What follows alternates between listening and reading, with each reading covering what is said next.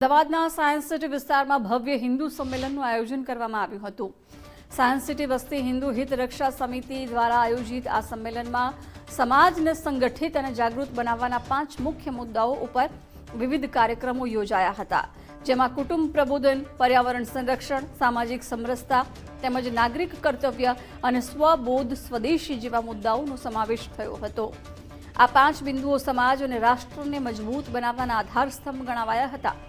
કથાકાર જિગ્નેશ દાદા પણ આ કાર્યક્રમમાં મુખ્ય વક્તા તરીકે ઉપસ્થિત રહ્યા હતા। તેમણે હિન્દુ રીતિ રિવાજને અનુસરવા આધુનિક પેઢીને અપીલ કરી અને કહ્યું કે આવનાર સમયમાં હિન્દુત્વને બચાવવા જાગૃત રહેવું ખૂબ જરૂરી છે।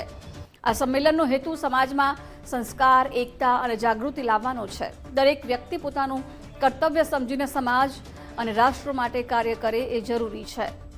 કાર્યક્રમમાં સાંસ્કૃતિક રજૂઆતો સાથે તલવારબાજી અને સેલ્ફ ડિફેન્સ ગીતાના પાઠનું પણ વાંચન થયું હતું। યુવાનો દ્વારા આપવામાં આવેલ સ્વરક્ષા પ્રદર્શનને ઉપસ્થિત લોકોએ ઉત્સાહપૂર્વક વધાવ્યું હતું। આ કાર્યક્રમ દ્વારા એકતા, સુરક્ષા અને સ્વાભિમાનનો સંદેશ આપવામાં આવ્યો હતો।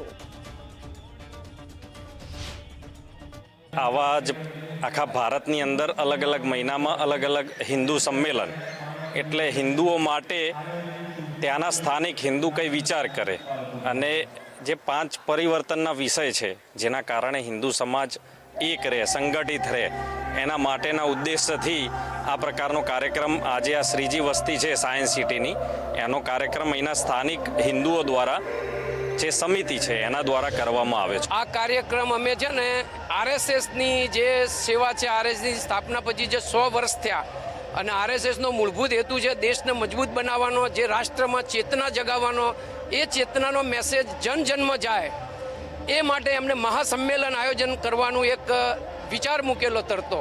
તો અમારી શ્રીજી હિન્દુ વસ્તીના યુવાનો અને બધા જનતાએ ભેગા થઈ અને હિન્દુ હિત રક્ષક સમિતિની રચના કરી અને કેમ કરીને મેક્સિમમ લોકોમાં બોટમ લેવલ સુધી અખંડ ભારતનો, ભારતીય સનાતન સંસ્કૃતિનું ગર્વ વધે, યુવાનો જાગૃત થાય અને જે આપણી સનાતન ધર્મમાં યુવાનોમાં જે શક્તિ હતી, તાકાત હતો, પ્રેમ હતો, કુટુંબ ભાવના હતો, જે બધા સદગુણો હતા અત્યારે જે ઓછા થઈ રહ્યા છે એ ફરીથી એમાં એસ્ટાબ્લિશ થાય, એ મેઇન મૂળભૂત હેતુ માટે અમે આ સંમેલનનો પ્રોગ્રામ રાખ્યો છે। આપણને ક્યારેય પણ પૂછે તમે કેવા છો તો કેવું, અમે ભારતીય, અમે સનાતની, અમે હિન્દુ છીએ।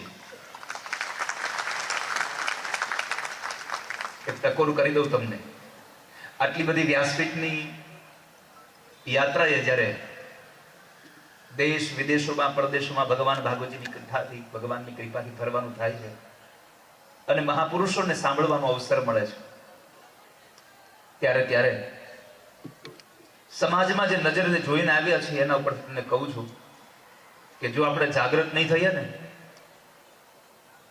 તો આવનારા 25-50 વર્ષ પછી જય શ્રી રામના નારા બંધ થઈ જશે। આટલું યાદ રાખજો મારું।